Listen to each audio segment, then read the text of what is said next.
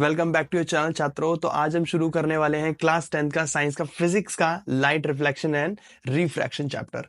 तो इस चैप्टर से जुड़ी हुई हर छोटी बड़ी डिटेल हम देखेंगे और समझेंगे। तो चलिए शुरू करते हैं। तो पहले हम एक क्विक वे में समझ लेते हैं कि what is this chapter trying to tell us. हमसे ये चैप्टर क्या कहना चाह रहा है। Light is a form of energy, right, which enable us to see the objects, right? In this chapter, इस chapter में we will study a phenomena of reflection and refraction using the property of the light in a straight line propagation. Light waves travel from one point to another along a straight line. तो light जो होती है वो एक straight line में travel करती है, जो इसमें लिखा हुआ है, जो हमसे ये कहना चाह रहा है। इस चैप्टर के अंदर हम स्टडी करेंगे वो फिनोमेना, वो रिफ्लेक्शन का फिनोमेना, वो रिफ्रैक्शन का फिनोमेना। रिफ्लेक्शन मतलब होता है कि किसी सरफेस पर जब कोई लाइट पड़ती है तो वहां से पढ़ के वो बाउंस करती है कहीं और इसी तरह से हम ऑब्जेक्ट्स को देख पाते हैं। हम ऑब्जेक्ट्स को इसी की हेल्प से देख पाते हैं कि लाइट जब किसी ऑब्जेक्ट पे पड़कर हमारी आंखों पे पड़ती है तब हमें कोई चीज दिखाई देती है। अब हम इसके आगे पढ़ेंगे। Reflection of light. So reflection of light, when light is allowed to fall on a highly polished surface such as mirror, most of the lights get reflected. तो जब लाइट किसी highly polished surface पर पड़ती है तो वो बहुत ज्यादा रिफ्लेक्ट हो जाती है, बहुत सारी। ठीक है, अब इसी से लॉ ऑफ रिफ्लेक्शन ड्रिवन होता है। कैसे? मतलब ये है, सिंपल से समझिए। जैसे मान लीजिए ये एक पॉलिश्ड सरफेस है और यहां से मैंने कोई लाइट मारी, ठीक है, यहां से मैंने कोई टॉर्च मारी, वो जो ग्रीन वाली टॉर्च होती है ना बच्चों की, वो मैंने यहाँ पे मारी। अब वो यहां से पड़ के और यहां से इस तरह से वो रिफ्लेक्ट कर गई, तो इसको बोलेंगे हम रिफ्लेक्शन। ठीक है, अब इस पर दो एंगल फॉर्म होते हैं, एक तो एंगल ऑफ इंसिडेंट जो यहां फॉर्म होगा, राइट, और एक होगा angle of refraction, reflection. Angle of incident और एंगल ऑफ रिफ्लेक्शन दोनों बराबर होते हैं। एंगल ऑफ इंसिडेंट को हम आई से डिनोट करते हैं और एंगल ऑफ रिफ्लेक्शन को हम आर से डिनोट करते हैं, जो हमेशा बराबर होते हैं। यही लॉ ऑफ रिफ्लेक्शन कहता है। Incident ray reflect ray and the normal to the reflecting surface at the point of incidence lies in the same plane. इस तरह से वो दोनों जो लाइन होती हैं, एंगल ऑफ इंसिडेंट और एंगल ऑफ रिफ्लेक्शन, वो दोनों एक सेम प्लेन पे लाई करती है। Image formed by the plane mirror. अब एक प्लेन मिरर पे इमेज कैसे बनती है वो समझते हैं। अब जैसे ये एक प्लेन मिरर है और इस प्लेन मिरर पर यहां पर मान लीजिए कोई ऑब्जेक्ट इस तरह से रखा हुआ है, ठीक है।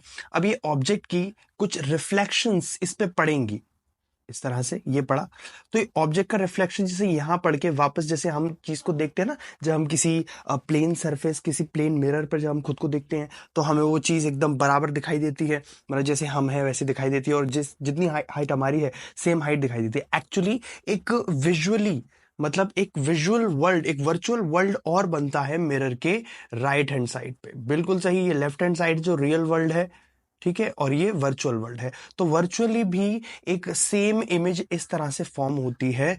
और अगर जैसे ये मान लीजिए पॉइंट बी है और ये पॉइंट B1 है, तो B1 पे जो ऑब्जेक्ट रखा हुआ है उतनी ही सेम डिस्टेंस पर B1 पे, जैसे B यहाँ पर एक कोई ऑब्जेक्ट रखा हुआ है तो B1 पे भी उतनी ही दूरी पर एक ऑब्जेक्ट रखा हुआ होगा। अब जैसे जैसे B वाला ये ऑब्जेक्ट पास आएगा वैसे वैसे B1 वाला भी पास आएगा।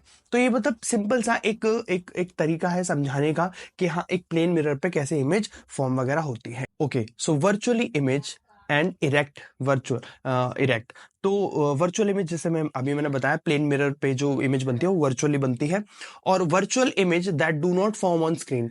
अब do not form on screen का मतलब क्या होता है? स्क्रीन मतलब होता है कोई एक सरफेस, जैसे कि ये एक सरफेस है, ठीक है। अब इसके ऊपर हम इसको प्रोजेक्ट नहीं कर सकते, मतलब इसको दिखा नहीं सकते। कहने का मतलब ये होता है, रियल इमेजेस स्क्रीन पे फॉर्म हो जाती हैं, वर्चुअली नहीं होती हैं। आगे और समझते हैं हम, ठीक है।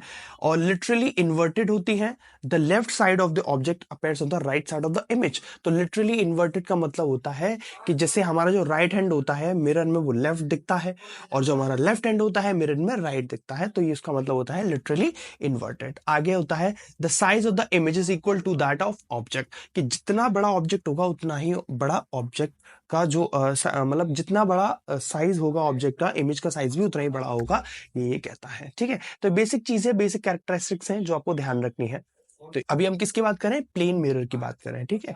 The image formed is as far behind the mirror as the object is in front of it. तो जैसे ही मिरर के आगे जो इमेज होगी एज सेम इमेज उसके बिहाइंड भी होगी। अब बिहाइंड ऐसा नहीं कि जैसे मिरर के जैसे पीछे बनी, अभी मैंने बताया एक वर्चुअल इमेज बनेगी, मतलब एक वर्चुअल एक फेक दुनिया। इसके बाद आते हैं reflection of light by a spherical mirror. अब before understanding this, let's understand what is spherical mirror. Basically ऐसा मिरर जो गोल होता है, ठीक है, ऐसा एक गोल मिरर होगा, जो फोटो आप देख पा रहे हैं, ऐसे गोल मिरर को स्फेरिकल मिरर बोलते हैं। The mirror whose reflecting surface are curved, मतलब घूमी हुई होगी, इनवर्ड मतलब अंदर की ओर, या आउटवर्ड बाहर की ओर, स्फेरिकली गोल, are called the spherical mirrors. For example a spoon, जैसे कि एक चम्मच ले लेते हैं, तो एक चम्मच इस तरह से होता है ना, ऐसे करके होता है, यहाँ से ऐसे ऐसे हम खाते हैं, तो ये इनवर्ड हो गया और ये आउटवर्ड हो गया, इस तरह से ये आउटवर्ड हो गया। The spoon curved surface of shining spoon can be consider as curved mirror, तो उसको ऐसे हम कर्व्ड मिरर कह सकते हैं। अब जो स्फेरिकल मिरर होता है, अगर वो कर्व्ड होगा इनवर्ड, तो हम उसको कनकेव मिरर का नाम देंगे, और अगर वो बाहर की तरफ आउटवर्ड होगा तो हम उसको कॉन्वेक्स का नाम देंगे। मतलब ये इस तरह से हम देखेंगे हाथ को, ये हो गया अगर मिरर ऐसा होगा, जैसे यहाँ रिफ्लेक्टिंग सरफेस होगी इसकी, यहाँ से लाइट रिफ्लेक्ट करेगी उसकी, तो हम इसको बोलेंगे कनकेव। और अगर लाइट यहाँ से रिफ्लेक्ट करेगी इस तरह से, यहाँ से पड़ के लाइट कहीं जाएगी, तो उसको हम बोलेंगे कॉन्वेक्स। इस तरह से हम समझेंगे, ठीक है। आगे ये इमेज भी आप देख पा रहे हैं, तो ये वाली साइड जैसे ये वाली यहाँ पड़ के और ऐसे करके लाइट रिफ्लेक्ट ऐसे करके कर जाएगी, तो उसको बोलेंगे हम कनकेव मिरर। और लाइट यहाँ पड़ के और ऐसे करके रिफ्लेक्ट कर जाएगी, तो उसको हम बोलेंगे कॉन्वेक्स, ठीक है। आगे देखें, few basic terms of related to spherical mirror। अब spherical mirror means, अभी मैंने बता दिया, तो उसका एक होता है पोल, ठीक है, ये आप देख पा रहे हैं, जैसे एक सर्कल में से एक स्फेरिकल मिरर कटा हुआ है, राइट। तो इसका जैसे मान लीजिए ये है इसका पॉइंट कोई भी, तो मैंने अगर इतना इसको अगर ऐसे करके काट दिया, तो ये इसका ये पॉइंट होगा, तो इसको बोलेंगे पोल, ठीक है, इसका नाम दिया जाएगा पोल। अच्छा, अब पोल से यहां इधर आ जाता है इसका सेंटर ऑफ कर्वेचर। जिसे मान लिया जाए इस सर्कल का एक सेंटर भी होगा, ठीक है, तो इस सेंटर से एक लाइन जाएगी, तो ये लाइन बिल्कुल इसकी जस्ट सेंटर में जाएगी, सेंटर की लाइन इस पोल के सेंटर से जाएगी, तो इसलिए इसको बोलेंगे सेंटर ऑफ कर्वेचर, जो इसको नाम दिया गया है, ठीक है, सेंटर ऑफ कर्वेचर। अब सेंटर ऑफ कर्वेचर और पोल से लेकर इस तक के डिस्टेंस को बोलते हैं रेडियस, ठीक है। और ये जो लाइन जा रही है ना, ये लाइन, ये बेसिकली एक इमेजिनरी लाइन है which is called a principal axis, जिसको हम प्रिंसिपल एक्सिस का नाम देते हैं, ठीक है। अच्छा, रेडियस अभी अब इतना आप समझ गए, सेंटर ऑफ कर्वेचर आप समझ गए, पोल आप समझ गए। अब क्या होता है कि जैसे कोई भी लाइट रे जैसे यहाँ पे मारी, ठीक है, अब यहाँ पे मारने के बाद में वो एक कहीं से पास होगी, जैसे ऐसे करके जा रही है मान लो, ठीक है, और यहाँ से भी लाइट मारी और वो भी जा रही है, तो जहां मतलब जहां से जाती है ना, जहां से जाती है, तो एक एक पॉइंट से ये होकर जाती है प्रिंसिपल एक्सिस के, उसी पॉइंट को हम बोलते हैं फोकस, ठीक है। कि जब भी कोई लाइट एक कनकेव मिरर पे मारी जाती है, तो वो एक फोकस से पास होती है, जिसको नाम यहां पर दिया गया है F, F for focus, F for, ठीक है। अब फोकस और पोल के बीच का डिस्टेंस जो होता है वो फोकल लेंथ होती है, ठीक है, जिसको छोटा वाला एफ यहां पर डिनोट किया गया है, ठीक। तो एफ से पोल के बीच का डिस्टेंस फोकल लेंथ हो गई, सेंटर ऑफ कर्वेचर से पोल का डिस्टेंस रेडियस हो गया, ठीक। इस तरह से आप समझ सकते हैं, रेडियस का हाफ करोगे आप तो आपको फोकस मिलेगा। ये तो था आपका कनकेव मिरर का। अब कॉन्वेक्स का देखो, कनकेव मिरर की हर एक चीज कहां होती है, लेफ्ट हैंड साइड पे हो रही है, तो कॉन्वेक्स की कहां होगी, बिल्कुल सही, राइट हैंड साइड पे होगी, ठीक है। मतलब इस तरह से आपको समझना है कि कॉन्वेक्स का राइट हैंड साइड पे रखना है और कनकेव का लेफ्ट हैंड साइड पे रखना है। सेम चीज होगी, कोई डिफरेंस नहीं होगा इसके अंदर। जैसे ही यहाँ भी पोल होगा, ये फोकल लेंथ हो गई, ये फोकस हो गया, ये रेडियस हो गया, सेंटर ऑफ कर्वेचर हो गया, ठीक है। अब कोई भी ऑब्जेक्ट यहाँ पड़ेगा और यहाँ से करके जाएगा और फोकस से इस तरह से इमेजिनरी पास होगा। अगर नहीं समझ में आ रहा कोई दिक्कत नहीं है, आगे बहुत लंबा चैप्टर है, उसको हम अच्छे से अंडरस्टैंड करेंगे। आगे बढ़ते हैं। ये कुछ बेसिक टर्म्स हैं जो अभी मैंने समझाए हैं, उनकी डेफिनेशंस है। Principal axis, join a line joining the poles and the center of curvature of the spherical mirror, right? Pole, the geometrical central point of the reflecting surface का वो geometrical center point जिसको हम पोल बोलेंगे, है ना। Aperture denoted by P। अच्छा, aperture मतलब समझ पा रहे हो ना, अपर्चर जैसे कि ये एक क्या हो गया, स्फेरिकल मिरर हो गया, कौन सा हो गया, कनकेव, बिल्कुल सही। अब जैसे मैं इसको यहां से इतना काट दूं, ठीक है, इतना इतना काट दूं, तो इतना काटने का मतलब है कि अब ये इतना सा रह गया, ठीक, इतना सा रह गया। पहले देखिए कितना कर्व था, अब ये इतना कर्व नहीं है, तो मतलब मैंने इसका अपर्चर जो है वो छोटा कर दिया, अपर्चर जो है उसका कम कर दिया, इसी को अपर्चर बोलते हैं। अपर्चर होता है basically width of the reflecting surface, कि रिफ्लेक्टिंग सरफेस की विड्थ कितनी है, उसी को हम अपर्चर बोलेंगे। Centre of curvature, the reflecting surface of the spherical mirror form a part of a sphere.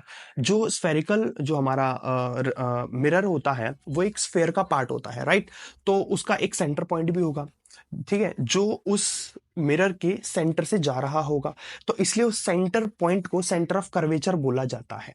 It is a center which is known as a center of curvature denoted by C. Radius of the curvature. अब radius of the curvature, the separation of between the poles and the center of curvature is called the radius of the curvature, which is PC equals to R.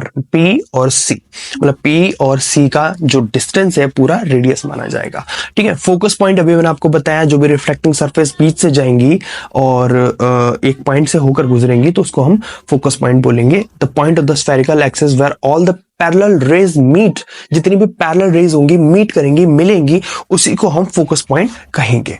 इसके बाद focal length, the length between the poles and the focus point is called a focal length. तो focus और pole के बीच का जो distance होगा वो फोकल लेंथ होगा। The relationship between the focal length and the radius of the curvature is F equals to radius का हाफ, तो वो हमारी फोकस कहलाएगी, ठीक है। The image formation of a spherical mirror. अब इमेज कैसे फॉर्म होती है स्फेरिकल मिरर के साथ में? Before we learn the formation of the image of the radius of ray diagram, let us go through few tips. अब कुछ tips जो हमें याद रखनी है, और वो क्या है tips? Remember, a ray of light which is parallel to principal axis always pass through the focus. Always pass through the focus. बिल्कुल सही। Meet at a focus और a vice versa. अगर फोकस से जाएगी तो पैरेलल चली जाएगी, और पैरेलल जाएगी तो फोकस से जाएगी, ठीक है। कहने का मतलब ये है, जैसे आपने यहां से कोई टॉर्च मारी, ठीक है, एक स्फेरिकल मिरर पे, कनकेव वाले पे, तो उसकी जो लाइट जाएगी वो यहां से फोकस से होती हुई जाएगी, ठीक। और अगर वो फोकस से मारी तो वो ऐसे पैरेलल चली जाएगी, वाइस वर्सा, मतलब ऐसे करोगे तो ऐसे होगा और ऐसे करोगे तो ऐसे होगा, सिंपल। ऐसे ही कॉन्वेक्स में क्या होगा, जैसे पैरेलल ऐसे मारी तो ये पीछे बाउंस हो जाएगी, ठीक है। ये चीज आपको ध्यान रखनी है कि जो कनकेव में होता है वो कन्वर्ज हो जाती है अंदर की तरफ, ठीक है, और कॉन्वेक्स में होता है डाइवर्ज हो जाती है। डाइवर्ज मतलब बाहर की तरफ निकल जाती है, ऐसे करके ऐसे निकल जाएगी, ठीक है। जैसे इसमें हम देख पा रहे हैं कि ऐसे करके ऐसे निकल जा रही है। तो ये क्या जा रही है, ये बेसिकली ये विजुअल है, ये इमेजिनरी है, कि मतलब अगर ये जाएगी सर्कल के अंदर से, मतलब मिरर के अंदर से जाएगी तो ऐसे करके फोकस से ऐसे करके जाएगी, वो ये दिखा रहे हैं, ठीक है। Appear as if from focus at an case of convex mirror, तो ये दिखा रहे हैं, ठीक है, अपेयर ऐसे दिखा रहे हैं। प्रिंसिपल एक्सिस एज ऑलवेज, अगर फोकस से जाएगी तो मतलब इधर ऐसे करके आएगी तो ऐसे पैरेलल चली जाएगी, और अगर ऐसे पैरेलल आएगी तो ऐसे चली जाएगी, vice versa. Array of a light which passes through the center of curvature, it is also known as a normal at a point of incident on spherical mirror, will trace their path after reflection. तो अगर अगर आपने line जो है, मतलब जो reflection है, अगर आपने टॉर्च सेंटर ऑफ कर्वेचर से मारी तो वो बैक हो जाएगी, मतलब ऐसे जाके वो वापस ऐसे ही आएगी, मतलब ऐसे जाएगी तो ऐसे ही आ जाएगी, कहीं रिफ्लेक्शन नहीं होगा, मतलब वापस आ जाएगी। कहने का मतलब ये उसका रिफ्लेक्शन बैक हो जाएगा, रिटर्न हो जाएगा विद द सेम पाथ, एक ही सेम पाथ पे, ठीक है। जैसा कनकेव में है वैसा ही कॉन्वेक्स में भी, simple. A ray of light falling on a pole get reflected at the same angle on the other side of the principal axis। तो अभी मैंने बताया अगर सेंटर ऑफ कर्वेचर से जाएगी तो वापस वहीं की वहीं पहुंच जाएगी, मतलब वापस उसी पाथ से वापस हो जाएगी, उसी रास्ते से वापस लौट जाएगी। और अगर वो पोल पे मारी तो वो एक सेम एंगल से रिफ्लेक्ट होती हुई दूसरी तरफ से निकल जाएगी, और ये जो दो एंगल बनेंगे, ये आप देख पा रहे हैं, ये जो दो एंगल बनेंगे ये दोनों एंगल सेम माने जाएंगे, ठीक है। एंगल ऑफ इंसिडेंट और एंगल ऑफ रिफ्लेक्शन अभी हमने थोड़ी देर पहले पढ़ा था, ठीक। और फिर से मैं कहूंगा जैसा कॉन्वेक्स में वैसा ही कनकेव में भी, जैसा हम देख पा रहे हैं, यहां मारेंगे तो यहां से निकल जाएगी, दो एंगल बनाएगी, जो दोनों एंगल सेम होंगे, जिनका नाम है एंगल ऑफ इंसिडेंट और एंगल ऑफ रिफ्लेक्शन, ठीक है। आगे हम देखते हैं नोट। अब नोट वाली कौन सी चीज है? A ray of light passes through the center of cusp valery reflecting spherical surfaces always act as a normal at a point of incident. If we know that the normal, we can draw angle of incidence and angle of reflection. तो मतलब कहने का मतलब ये है कि जैसे मान लो कि अगर कोई रे डायग्राम यहाँ पर मारा और वो ऐसे फोकस से जा रही है, तो एक एंगल ऑफ मतलब एक नॉर्मल यहां से आएगी जो सेंटर ऑफ कर्वेचर से जाएगी और वो दो एंगल फॉर्म करेगी। कहने का उसका मतलब ये है, जैसे सिंपल सा एक कॉन्वेक्स मिरर ले लेते हैं और यहां से ऐसे करके हमने एक लाइन रे मारी, ठीक है, तो रे ऐसे करके गई और यहां से निकल गई फोकस से, तो बीच में से अगर जो सेंटर से अगर हम उसकी एक नॉर्मल खींचेंगे ना एकदम, तो वो सेंटर ऑफ कर्वेचर से होती हुई जाएगी और फिर दो एंगल बनेगी, एंगल ऑफ रिफ्लेक्शन और एंगल ऑफ इंसिडेंस। कहने का उसका ये मतलब है, जैसा कॉन्वेक्स में वैसे कनकेव में भी। Note 2, the image will only form when the two or more rays meet at a point. Image formation of the convex concave mirror of a different positions of the object. तो अलग अलग position से light मारने पर अलग अलग जगह हमारी इमेजेस फॉर्म होती हैं। ठीक है, देखो इन्फिनिटी पे मारते हैं, इन्फिनिटी मतलब अनंत पे, तो ऐसे करके जब लाइट मारेंगे तो वो इस तरह से मतलब इस तरह से रिफ्लेक्ट होके जाएगी। जैसे यहाँ से जा रही है, ये इधर से गई और यहाँ से फोकस से जा रही है, यहाँ से हमारी यहाँ से फोकस से आई है, नीचे से हमारी तब भी फोकस में, यहाँ से हमारी यहाँ से, तो ये सब जगह क्या हो रही है, कन्वर्ज हो रही है। क्या हो रही है, कन्वर्ज। इसलिए कॉन्केव मिरर को कन्वर्जिंग मिरर भी कहते हैं, क्योंकि वो लाइट को, वो एनर्जी को कन्वर्ज करता है, एक ही जगह पर इकट्ठा करता है। ठीक है, अब इसमें तीन चीजें होती हैं, पोजीशन ऑफ इमेज मतलब इमेज कहाँ बनी है, नेचर ऑफ इमेज, इमेज का नेचर कैसा है मतलब रियल है या रियल है, इन्वर्टेड है, या वर्चुअल और इरेक्ट है, ऐसे दो टाइप के नेचर होते हैं। Size of the image, highly diminished मतलब बहुत छोटी है, या एनलार्ज है, बड़ी है। ठीक है, तो ये तीन चीजें आपको हमेशा इमेज में बतानी पड़ेंगी। ठीक, अब ये तो रे डायग्राम्स हैं जो आप कॉपी पे आराम से बना सकते हो। कैसे, जैसे यहाँ पर सेंटर ऑफ कर्वेचर हो गया, यहाँ हमने ऑब्जेक्ट रख दिया बी पॉइंट पे, ये ऑब्जेक्ट रखा हुआ है, अब ये ऑब्जेक्ट की लाइट यहाँ रिफ्लेक्टिंग करी और रिफ्लेक्ट करके यहाँ से ऐसे करके ये जाती है। ठीक है, अब यहाँ से तो फोकस से जाएगी ऑब्वियसली, और दूसरी हमने यहाँ हमारी पोल पे, तो पोल पे मारी तो यहाँ से जाएगी रिफ्लेक्ट करती हुई, अभी मैंने बताया था कि दूसरी तरफ से जाती है, राइट। अब मैं जूम कर देता हूँ, आपको और करीब से दिखाता हूँ। अब ये रिफ्लेक्टिंग वाली सरफेस है और ये भी रिफ्लेक्टिंग वाली सरफेस है, मतलब ये क्या है, ये रिफ्लेक्शन जो रिफ्लेक्ट हो रही है वो वाली रेज है, रिफ्लेक्टिंग वाली रेज है ये, तो ये जहां पर मीट करेंगी हमारी इमेज वही मानी जाएगी। आप ध्यान दीजिएगा, इसको आप नहीं बोलोगे, इसको, ये नहीं होगा। क्यों नहीं होगा, क्योंकि रिफ्लेक्टिंग रेज नहीं है ये कौन सी, इंसिडेंट रेज है, तो रिफ्लेक्टिंग रेज पे ही इमेज बनती है, तो यहाँ इमेज बनेगी। अब हम कंपेयर कर सकते हैं कि इमेज बनी कहाँ है, तो इमेज बनी है सेंटर ऑफ कर्वेचर और फोकस के बीच में, तो यहाँ हम देख पा रहे हैं बिटवीन एफ एंड सी उसने लिखा हुआ है, सी और एफ के बीच में बनी है। साइज ऑफ द इमेज, अब देखो इससे कंपेयर कर लो, ये हमारा ऑब्जेक्ट है और ये हमारी इमेज है, तो ऑब्जेक्ट हमारा बड़ा है और इमेज हमारी छोटी है, मतलब स्मॉल बनी है। इसके बाद नेचर कैसा बना है, अब नीचे की तरफ बनी है ना, तो वो रियल और इन्वर्टेड मानी जाएगी, और ऐसे अगर ऊपर की तरफ बनी है तो वर्चुअल और इरेक्ट मानी जाएगी। बिल्कुल सही, वर्चुअल इरेक्ट मतलब होती है सीधी इमेज, और रियल और इन्वर्टेड मतलब होती है उल्टी इमेज। ठीक है, तो अब बस आपको ये क्लियर रखना है। आगे जैसे बहुत सारे ऑब्जेक्ट हैं, जगह जगह हर जगह ऑब्जेक्ट रख रख के देखा गया है कि इमेज कहाँ फॉर्म हुई है, और यहाँ उनके पोजीशंस, नेचर, साइज, ये सब बताए गए हैं। ठीक है, तो आप प्रैक्टिस कीजिएगा। इसके बाद ये सब दिखाए गए हैं, इमेज फॉर्मेशन और कॉन्वेक्स मिरर। अब मैं कॉन्वेक्स मिरर का भी उदाहरण आपको देता हूँ। इन्फिनिटी पर देखिए, जैसे यहाँ गया तो ये कौन सा, ये डाइवर्ज होती है, तो ये डाइवर्जिंग इमेज हो गया, यहाँ से इमेज जा रही है और ये रिफ्लेक्ट कर गया, अब यहाँ से पोल से वापस तो यहाँ से ये वापस जा रही है। ठीक है, अब इमेजिनरी ये कहाँ से निकलेगी, फोकस से जाएगी, क्योंकि पैरेलल आई है तो फोकस से जाती है। ठीक, अब ये तो डाइवर्जिंग मिरर है तो इसलिए डाइवर्ज कर रहा है।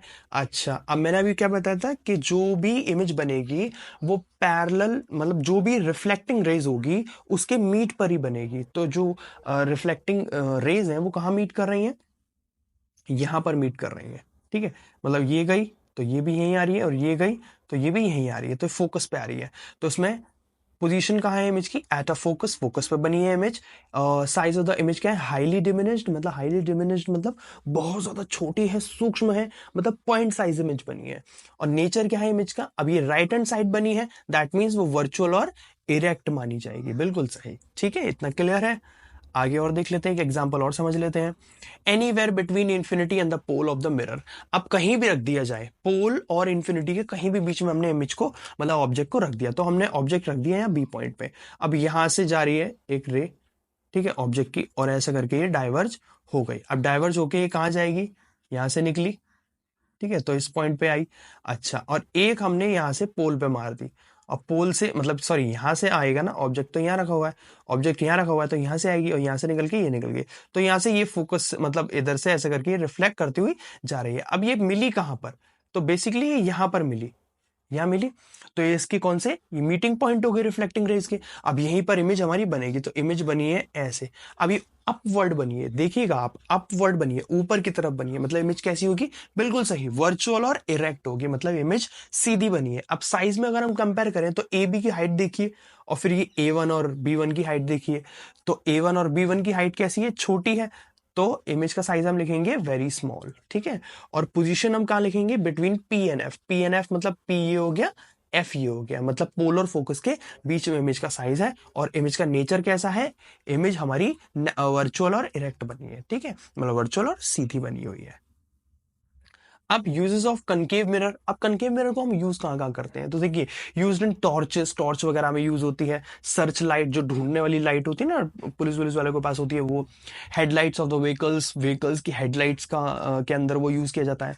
वो बेसिकली कनकेव मिरर क्या करता है, लाइट को मतलब बहुत ज्यादा खोलता है ना, बहुत वाइड कर देता है, किसी भी रे को बहुत वाइड कर देता है, फैला देता है, स्प्रेड कर देता है, स्कैटर कर देता है। Use to see the large image of the face as shaving mirror. अब वो जो पुरुषों की जो शेविंग मिरर होता है, जैसे हम देखते हैं, हम दाढ़ी बनाते हैं तो हमें अच्छे से फेस बिल्कुल पूरा बड़ा बड़ा दिखे, तो उसके लिए भी हम उसके अंदर ये यूज करते हैं concave mirror. Used by the dentist to see the large images of the teeth. अब डेंटिस्ट के हाथ में जो वो चम्मच सा होता है, इसके अंदर लगा होता है कनकेव मिरर, जिससे क्या है कि वो मुंह में डाल के पेशेंट के, और उसके दांत को वो एकदम क्लियरली और एकदम साफ तरीके से देखकर उसका ट्रीटमेंट करता है, तो वहां भी इसका कनकेव मिरर का यूज होता है। इसके बाद uses of convex mirror, used as a rear rarer view mirror in a vehicles because it gives an erect image. It is also helps to driver to view the large area. अब जो convex mirror जो होता है वो बहुत large image को छोटा कर देता है, ठीक है, उसको डिमिनिश कर देता है, उसको स्मॉल कर देता है, जिससे बहुत वाइड एरिया बहुत छोटे हिस्से में आ जाता है। इसलिए ये हमारे व्हीकल्स के जो बैक, जो बिहाइंड द मिरर्स होते हैं ना, जो होते हैं साइड में लगे रहते हैं, उसके अंदर ये यूज किया जाता है, और जिसमें हम गाड़ी चलाते समय इस तरह से हम देखते हैं, और पीछे की चीजों को हम बखूबी पूरे अच्छी तरीके से देख पाते हैं कि पीछे से कौन सी गाड़ी आ रही है, तो उसमें ये कॉन्वेक्स मिरर यूज किया जाता है, ठीक है।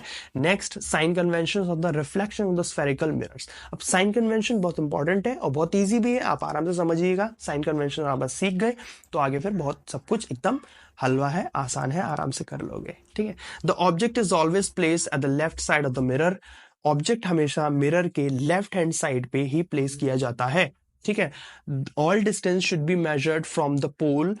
जो भी डिस्टेंस अगर आप मेजर कर रहे हो ऑब्जेक्ट का, इमेज का, वो हमेशा पोल से मेजर किया जाता है, parallel to the principal axis.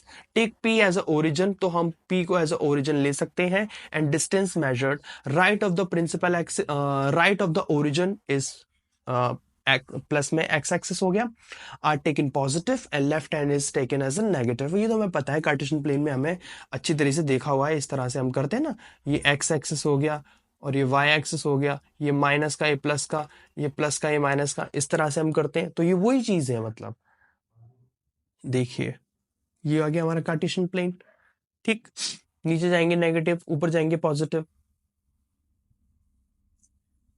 अच्छा, अब यहां आता है फॉर्मूला मिरर का, तो इसमें जब आपको फोकस दिया हो, ठीक, और V, अब V U, अब ये चीज, ये कुछ वर्ड्स आपके लिए नए हो सकते हैं। F बेसिकली सिंपल है, F distance between F and pole. तो जो फोकल है, ये फोकल लेंथ है बेसिकली, F छोटा वाला बताया हुआ है, तो डिस्टेंस होता है बिटवीन फोकस एंड पोल के बीच का। V distance of the image from pole, V is a distance of image, तो इमेज का डिस्टेंस हम V से डिनोट करेंगे, ऑब्जेक्ट का डिस्टेंस हम U से डिनोट करेंगे, बिल्कुल सही। अगर कहीं ऑब्जेक्ट का डिस्टेंस दिया होगा तो वहां U लिखा होगा, और कहीं इमेज का डिस्टेंस दिया होगा तो वहां V लिखा होगा। तो जो आप मैथ्स प्रॉब्लम इसमें आएंगे, कुछ न्यूमेरिकल जो आप सॉल्व करोगे तो आप इनका ध्यान रखिएगा। आर तो हमारा रेडियस ही है, the distance between the centre of curvature and the pole, तो वो तो हमारा वही है। ठीक है, इसके बाद मैग्निफिकेशन क्या होता है? It is express as the ratio of the height of the image to the height of the object. मतलब ऊपर हाइट ऑफ द इमेज रख दी और नीचे हाइट ऑफ द ऑब्जेक्ट रख दी, उनका रेशियो निकालना, इसी को मैग्निफिकेशन बोलते हैं। इमेज कैसी है, बेसिकली ये होता है मैग्निफिकेशन। ठीक है, तो m equals to height of an image upon में height of an object equals to h1 upon h, मतलब हाइट ऑफ एन इमेज और हाइट ऑफ एन ऑब्जेक्ट। तो आप ऐसे भी लिख सकते हो, height of an image upon में height of an object equals to m, मतलब magnification. It is also related to u and v, ये u एंड v से भी रिलेट करता है, मतलब m equals to minus v upon u, इस तरह से भी हम रख सकते हैं। अब हमने माइनस का क्यों लिया v? अभी अभी मैंने आपको बताया कि ऑब्जेक्ट वो होता है वो लेफ्ट हैंड साइड पर रखा रहता है, और कार्टेशियन प्लेन में आपने देखा होगा लेफ्ट हैंड साइड नेगेटिव की होती है, इसलिए यहां पर माइनस का v लिया गया है। ठीक है, फ्रॉम 1 एंड 2 इक्वेशन को अगर हम इक्वेट करते हैं तो m equals to h1 upon मतलब hi अपॉन में ho equals to minus v upon u भी हम कह सकते हैं। h1 मतलब यहां पर 1 दिया हुआ है, the height the image height from the principal axis, and h1 is a object height from the principal axis. ठीक है, मैग्नीट्यूड क्या होता है? मैग्नीट्यूड बेसिकली इमेज होती है, तो इमेज का साइज किस चीज पर निर्भर करता है? तो जैसे मान लीजिए अगर आप मैग्निफिकेशन निकाल लेते हैं, ठीक है, तो मैग्निफिकेशन अगर 1 से बड़ा आया, द इमेज इज मैग्निफाइड, मतलब इमेज बहुत बड़ी है। ठीक है, बहुत बड़ी है, मैग्निफाइड हो गई है, मतलब बड़ी हो गई है इमेज। मतलब m अगर आपका 1 के बराबर आया, मतलब इमेज का साइज जो है वो ऑब्जेक्ट के साइज के बराबर है। अगर मैग्निफिकेशन 1 से छोटा आ गया, मतलब इमेज इज डिमिनिश्ड। डिमिनिश्ड मतलब बहुत ज्यादा छोटी है, बहुत ज्यादा स्मॉल है। तो ये 3m है जिसको हम 1 से कंपेयर करना है, इस तरह से हम देखेंगे। Few tips to remember sign convention of spherical mirrors, कुछ टिप्स जैसे कि ऑब्जेक्ट की हाइट। अब ऑब्जेक्ट की हाइट ये डिपेंड करती है, अगर वो वर्चुअल है तो वो ऊपर की तरफ बनेगा। अब कार्टेशियन प्लेन में ऊपर की तरफ पॉजिटिव होता है, मतलब ऑब्जेक्ट की हाइट क्या होगी? पॉजिटिव होगी, ऑलवेज पॉजिटिव। और हाइट ऑफ इमेज, अब ऑब्जेक्ट की हाइट ऊपर की तरफ होता है वो, तो ऑलवेज पॉजिटिव। और इमेज, इमेज कैसी बन सकती है? ऊपर बन सकती है और नीचे बन सकती है। तो नीचे बनेगी तो नेगेटिव आएगी, ऊपर बनेगी तो पॉजिटिव आएगी। और ऊपर कब बनती है? जब वो वर्चुअल होती है, रिरेक्ट होती है। नीचे कब बनती है? जब वो रियल होती है और इन्वर्टेड होती है। तो रियल इन्वर्टेड में नेगेटिव और वर्चुअल इरेक्ट में पॉजिटिव। तो इस तरह से आपको देख, ठीक। इसके बाद object distance from the pole. अब object distance from the pole, object कहां रखा रहता है? लेफ्ट हैंड साइड पे, which is always negative obviously, so is always negative. The image distance from the pole, अब इमेज कहां बन सकती है भाई? लेफ्ट हैंड साइड भी बन सकती है, राइट हैंड साइड भी बन सकती है। अब ये डिपेंड करता है कि वो किस स्फेरिकल मिरर से बन रही है।